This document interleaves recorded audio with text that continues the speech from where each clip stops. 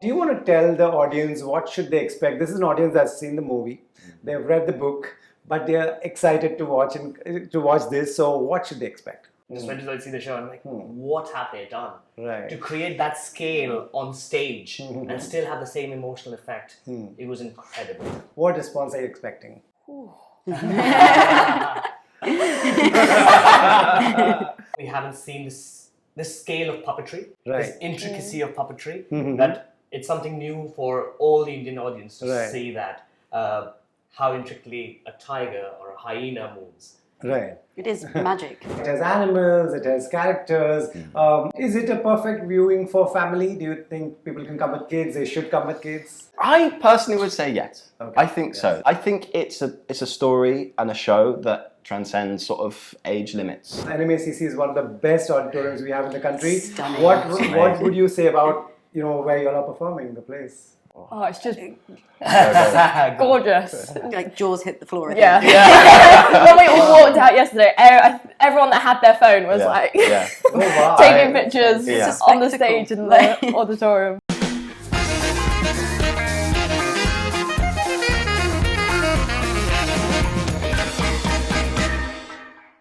Life of Pi comes to Mumbai. We are in December 2024. It's a timeless story. I have the team behind it. And I'm super excited to introduce all of you. Please, could you do an introduction for an audience? Hello, my name is Rohit Mathur. I'm playing the character of Ensemble, but I also cover Leonard Sen and BK, Cook, and Russian Sailor. Wow. I'm Katie. I'm one of the puppeteers, and I play the Tiger Heart. I'm Fred Davis. I'm a puppeteer. I'm playing the Tiger Hind and cover Tiger Head. Hello, I'm Daisy Franks. I'm also a tiger puppeteer. I do the hind and the heart of the tiger. That's really amazing. I saw a bit of the rehearsals just now, and I learned so much by just seeing that. Firstly, today is the first show. It's a premiere night. Are you all excited? What is the mood like? Yeah, I think there's a lot of excitement going around, a lot of nerves, trying to bring everything back together after having a bit of time away. Right. But mostly excited, I'd Yeah, say. and also to bring it to its home country. Yes. It feels like we're bringing the show home, which Yes, is right. quite magical. Such an India story, right? Yeah. I'll come to the technical details in a bit, but do you want to tell the audience what should they expect? This is an audience that's seen the movie, they've read the book, but they're excited to watch this. So what should they expect? What would you tell them? Just come with an open mind. Because Okay. I read the book, I saw the film, and I'm like, the show is it can never surpass the movie. You have all the SFX and everything. And then I went to see the show when I was just went to see the show. And I'm like, what have they done Right. to create that scale on stage and still have the same emotional effect? It was incredible. Wow. Yeah, that's for me. Right. What response do you expect here? This is a story which everybody knows here. What response are you expecting?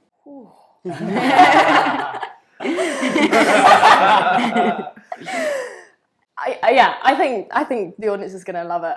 Right. I think the visuals of it, particularly, and then I guess also the very specific references probably would definitely be understood True. on a much more deeper level Right. than possibly other places. But also, I'm from India, so I left Mumbai about 4 years ago to be an actor in England.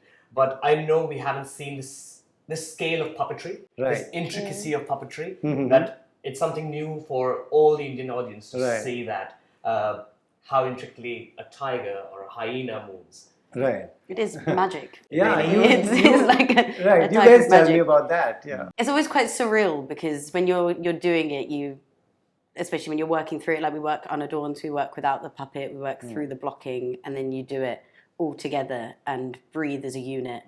And suddenly you're aware of the people you're working with, but you're also aware that you're one being, Right. being an animal, whatever animal that might be. And it's strange, like you walk out of stage door at the end of the show and no one knows who you are because you were completely invisible because they weren't looking at you. And that is like a real thrill. It's like you don't want to be seen. You want to be able to showcase the puppet and the character that they are more than yourself on stage. Amazing, but we want you to be seen. That's right. It's so nice to know the people behind the puppet. You tell me, how is it you three are doing one character? Am I right? How does it work? How do rehearsals work? on day one, say? Well, day one, we would start, as you might have seen in our little rehearsal demo earlier, you would start unadorned, which is how we talk about rehearsing without the puppet. So we take our positions sort of connected to each other in a head, heart, hind position in that order, so that we can work out the technical beats of the scene and the blocking of the scene without having to hold on to the puppet and have an extra sort of barrier between us and the learning process. And then we would put that into the puppet. We'd start doing that nice and slowly, break everything down second to second, and work out how we need to put this foot there and turn that head there, and I need to move out of your way so that you can get round that bit, because everything's all quite like squeezed in. We're in a tiny little rowing boat. It's like playing Twister. It's like playing Twister, but it's a very uniting experience, because you have to get very close to everyone. Is it, also because it has animals, it has characters, is it a perfect viewing for family? Do you think people can come with kids, they should come with kids? I personally would say yes. Okay. I think so. There's some quite extreme moments in the show in terms of puppet animal violence. So viewer discretion is advised. Right. But I think it's a story and a show that transcends sort of age limits. Right. If you can understand the world, you can come and see the show. Right. So I had some of my nieces and nephews that are quite young to see the show, and I think if they can watch a nature documentary and be okay, they'll probably be fine. Right. Like, there's a different level of emotion to it, because you build a real emotional connection with some of the animals. So then there's that level that hits home. But I remember one of my nieces saying, when we were like, "Oh, are you okay?" It's just like, that's nature, that's life. And it's like it really upset me, but that they're surviving. Right. And I think there's that real element and through line throughout the show that it's about survival. Right. And I think sometimes we put fear in children, but especially puppets and kids. There's a real magic of imagination behind it that just. it's a great learning device. A lot of the time I feel like adults are more affected by it than kids. Kids see the realness of it more. Right. The book came out long back. Then the film came out long back. In 2024 December, we are sitting and you're going to do this show. What makes this story so timeless that, every generation can watch it?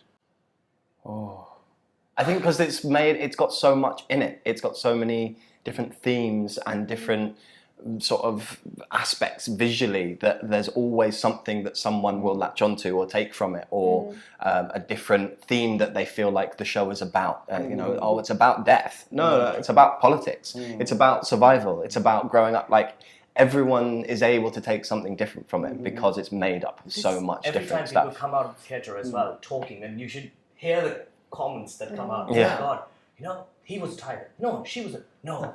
Did you see the same thing? No. We always have this discussion about what the story is, and that's what makes it so much interesting, because there's no definite thing. You decide what you want to take from that And story. it's like Pi says at the start, Yeah. we're all children, Mrs. Okamoto. And I think there's that level of no matter who you are watching it, the thoughts it triggers are very different, but also the same. That's the basis of it, that we're all people. Right. And it's a timeless story of Timeless humanity. It's not just about the politics of it or things. It's just like this humanity and survival, and how do we survive? You all have come here, you all have seen the auditorium. This is one of the NMACC is one of the best auditoriums we have in the country. Stunning. What would you say about where you all are performing, the place? Oh, it's just gorgeous. Like jaws hit the floor. Yeah. When we all walked out yesterday, everyone that had their phone was taking pictures on the stage in the auditorium. I've done this show since the workshop process 5 years ago, and done it in every different orientation of situation of done it in the UK, countless theatres around the world. This is the most beautiful theatre, the most astounding visually theatre auditorium to walk into that I have witnessed. Amazing. That's really, really good to know. Is there something Indianized for the Indian audience? Or there's enough Indian already in it? There's so much Indian. It's an Indian story about so you've got all the references. And we keep talking about that as well, like Yeah. taking the show back to India, where Yeah. it started in the UK, Yeah. and bringing it back home. How does that reflect? Like, Yeah. there are some cultural connotations and things, and Lolita has been so amazing as a writer that she always listens to us, and it's not about like, I decide, this is my Right. thing. It's like, okay, what do you think? How are you going to do it? Right. Yeah, things about the... It's Yeah. very. We had a- Oh, no. I was just saying, we did a lot again when we then started the rehearsals with kind of like the new cast for the UK tour. That then even things that had been done previously, like in the West End, with a new cast, there was then new conversations again, and there was times that we would just sit down, like in a big circle, Right. and just be discussing different things for how. A This Panditji current- yeah. a Panditji would say mantra. Like, we have workshops on that. Okay, you cannot have rhythm of that, but you need to get the real rhythm. Yes. So how do you go like Om Sarve Bhavantu Sukhinaha, Om Shanti Shanti. So all those things people can attach to. Like, oh, I know that mantra. I used to do those things. So yeah, it's Nice. Hello, we're the cast of Life of Pi. We're here at the NMACC from the 5th of December. To the 22nd of December. see you there.